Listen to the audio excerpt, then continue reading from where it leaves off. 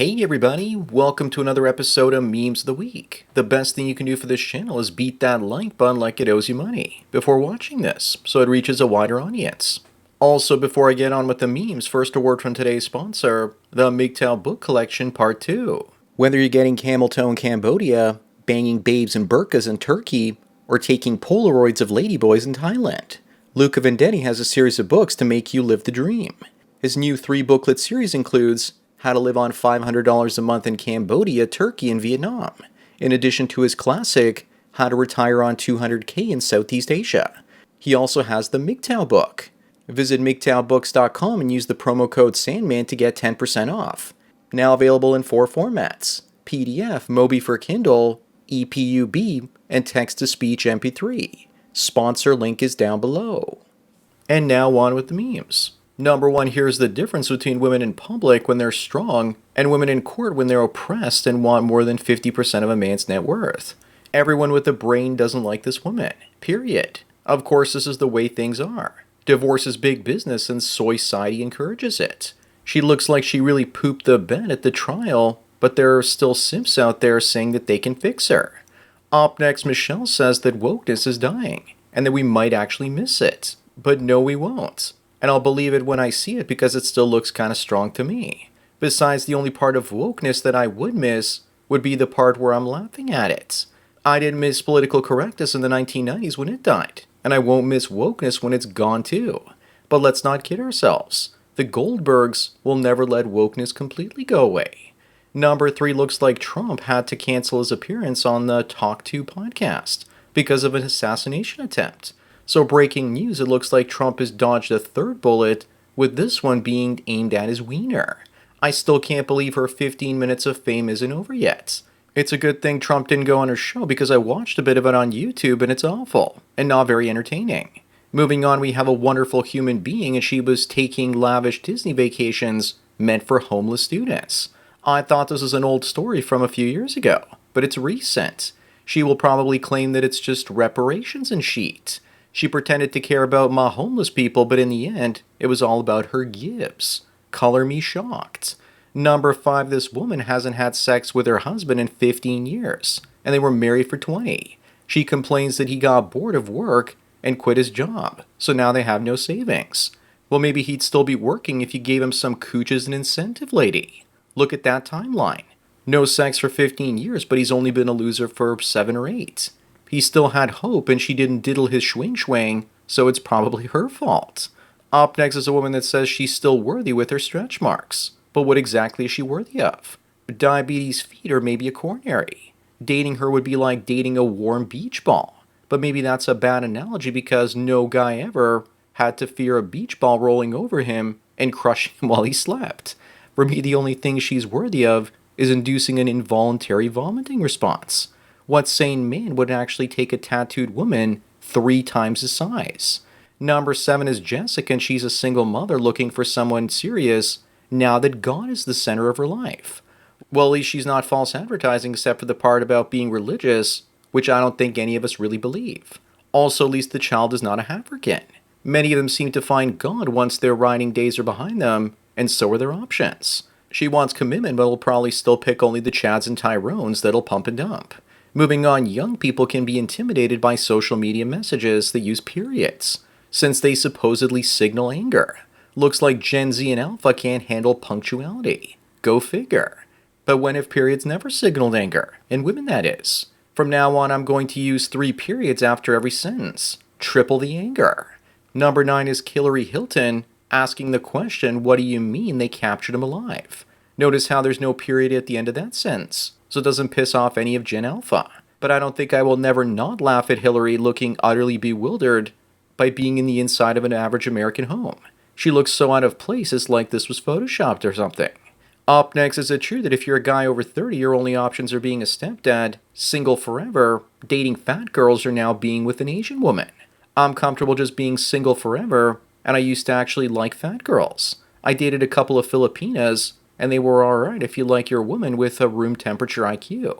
And are 5 feet tall with disproportionate hobbit feet. Chinese and Japanese women also have less expressive faces than a love doll. Number 11, Adam Goldberg calls out Friends for its unrealistic lack of diversity. Yes, by today's standards, but not back in the 90s in New York City. Why doesn't he spend more time addressing that Jim Carrey was the only white guy on Living Color? Today, most government offices look like Living Color from the 90s with all their DEI hires. Also, white women watch Friends and black women watch Moesha. Was there enough diversity in Moesha?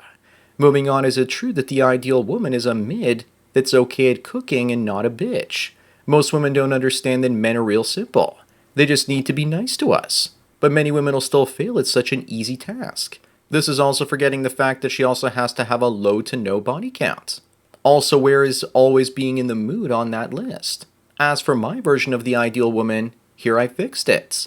Number 13, a Harvard medical student ate over 700 eggs in a month, and his cholesterol levels actually dropped. I guess you shouldn't trust the science when it comes to cholesterol. I eat over 100 eggs a month from the Amish farm over the last 7 years, and my cholesterol is just fine. The reason food companies don't want you eating eggs and meat is because they make more money selling you processed foods where the profit margins are much larger. Up next, here's what it's like when girls approach guys at the gym these days. They dress like this and say it's super creepy when guys check them out. She's there to focus on her workout and not male attention. The gym is the new nightclub or bar. It's one of the last places you can meet people in real life, and women are wrecking it trying to hook up with Chads and Tyrones when they go there. Male-only gyms only solve this, but women ban them, so that's why many guys work out at home now. Number 15, someone left this polite notice for a neighbor that parks his car outside their house for days on end, and asked if he could actually park it a few spaces over, even though they could legally park wherever they want. If I had a dog and someone put a notice like this, I would train my dog to poop on their yard. And then I'd of course pick up the excrement. Then the neighbor would complain about why my dog has to constantly poop on their lawn, and that it has every right to do so, but please ask it to poop someplace else. Wouldn't that be hilarious? Moving on, here are the stats as to where men sit to pee. I can understand the anal retentiveness of Germans and their obsession with cleanliness, but why in Australia is it 25%? What the cuck is going on in that country? If a woman ever demands that I sit while doing my business, I throw her out or leave immediately. No man should give in to a woman's demands because they're never ending, and she loses respect for you when you do. Still no explanation for Australia though. Number 17, Gavin Newsom has had the highest poverty rates, gas taxes, and state income taxes in America, as well as record homelessness. And yet the people in California keep voting for him. Unbelievable. Not all that unbelievable that women will vote for a nice tall white man that's well-spoken and somewhat attractive. If you think this is impressive, then you'll be excited if he becomes president one day. He also needs to get a haircut. Up next, Delta Airlines issues a new memo that flight attendant applicants need to wear underwear now. I guess those pilots make them wet. But Delta should go easy on them because after all they serve the cockpits too. Now I know why airplanes always have that funny smell to them. I wonder though if this also includes the males, because if so I may need to find a new airline. Grown adults need to be told to dress themselves. Absolutely pathetic. Number 19, this taken gal seeks beta buck simp for foodie dates and as an emotional tampon. Gee, where can I sign up for this? She probably also expects the guy to move her furniture. Her partner is already a beta buck and she's probably looking for another one so she can increase her quality of life. Moving on, a woman was raped in Pakistan and the rapist was let off after allowing his own sister to be raped by the victim's brother. 40 people watched as the innocent woman had her cooch creamed up publicly because of Sharia law. Yes, we need to import millions of South Asians like this immediately to culturally enrich our countries too.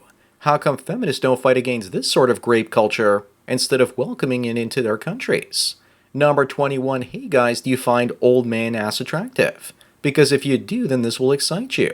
You could iron your shirt on that skirt, or shorts. She's not my first choice in general, but I'd rather be with her than a fat chick. Women and men for that matter need to understand that the squat rack is your friend if you want to get some of your curves back. Up next, this woman is arrested for calling her boyfriend 77,000 times in a week. Talk about a psycho alpha widow. You'd think this is impossible, but not only did she call him that many times, but she also sent him 1,937 emails and 41,000 text messages. Looks like she's probably found an AI workflow to increase her productivity to do so. She's only crying in this picture because she can't keep sending him more messages. Number 23, Georgia, the country, is moving forward to outlaw pride events and trans people. That's good that someone finally has the balls to stand up to men that don't have any. Unfortunately, that's only going to give alphabet people a greater victim mindset in that country, because they can't recruit others into their lifestyle. That's what pride parades are, a month-long marketing campaign for sexual debauchery. Moving on, women always take their fertility for granted until their fertility window collapses. Then they become fat, childless feminists, teaching your children to also not have any children. Women need to freeze their eggs and embryos and hire a surrogate to carry them. Maybe Taylor Griff needs to take notes. When women are ready to settle down, that's when you need to be ready to avoid them. Number 25 and the last one looks like the Olsen twins got old real fast. I really wish this picture was real, but unfortunately, here's the real one. But there is one really creepy thing about them. They appear to be looking like they're aging into gelflings from the Dark Crystal film.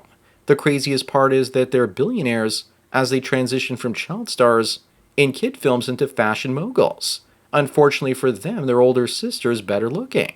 So that's it for another Memes of the Week. Please give this video a like to push it up in the algorithm and so new viewers can find it. If you enjoy this series and want me to keep making it, then donate at the PayPal and Subscribe Star links below. Anyways, enjoy the rest of your day, and cheers.